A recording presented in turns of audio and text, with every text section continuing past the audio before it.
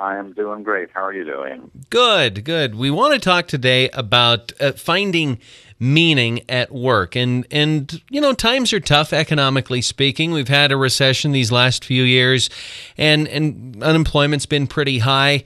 And so people can be down, but you talk about how to find meaning in your work, even maybe if it's not the ideal job you've always been looking for. So give us your thoughts on that. People want to feel like they have a purpose when they show up to work each day. Well, that really is true. There's a statement that was made years ago that the Emperor Napoleon said that people would work for ribbons more than they would work for money. And so they really, truly do want to have meaning in their work. But, here's a suggestion that I give people is, if you do such an outstanding job of whatever it is that you're doing, you look at it and you say, I'm going to be the best at digging this ditch that anybody could ever be.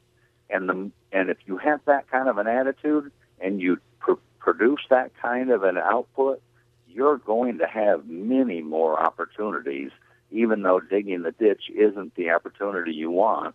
You may get the supervisor's job, or someone else is going to see you doing that great job, and that's going to give you the feeling of accomplishment, knowing you did better than anybody else did at that job.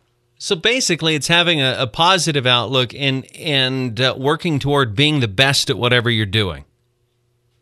Well, anytime that you're really good, people are going to notice that.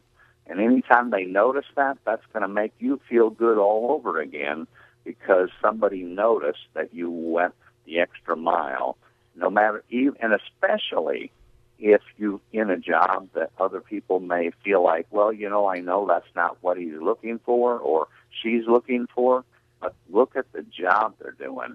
That's an exceptional person that can do a job like that and do it so well. Yeah. And be happy about it. Darrell, do you find that most people in general are dissatisfied with their job? Do people kind of see the other side of the fence and greener grass on the other side and would like to switch? Well, that's historic in our society today. We always feel like what we're doing, for some reason or another, we've taken the attitude of let's complain about what we're doing rather than let's find the good in what we're doing. And so, yes, I do find that more often than I'd like to see it. If that's the case, and a lot of people feel that way, really what is the first step in order to seeing maybe that ray of light with their work, other than finding a new job? Because that may not be possible for a lot of people. Maybe their skill set limits them. Maybe the economy limits them. What is that first step when they get up and go to work today or tomorrow? What's step one for them so that they don't feel that way as much? Well, it's a two-part answer to that. Number one is they must make the decision that they're not going to have that same attitude anymore. They are going to make a change in them and their attitude. And number two, they need to start educating the living daylights out of themselves about what it is that they're doing so that they can get really good at it. Because the better they get at it, then the happier they will become, because people will notice them. That sense of accomplishment and that sense of being noticed will make them a happier person. Let me ask you this question. What can employers do? Maybe they see a low morale among their employees, or they see that lack of a sense of purpose. What word would you have to say to employers in order to change that kind of feeling or environment in their workplace? Well, this may not be the answer that you thought you might hear from that question, but I believe from what I've seen over the course of my business life that one of the things that creates that lack of good attitude is that employer is not leading by example.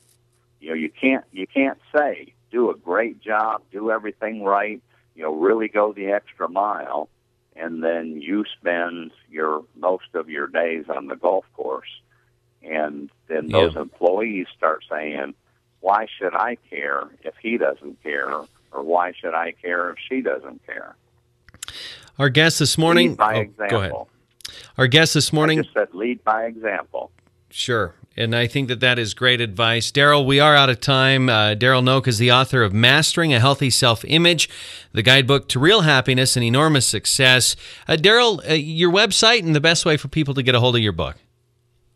It is truewealthuniversity.com.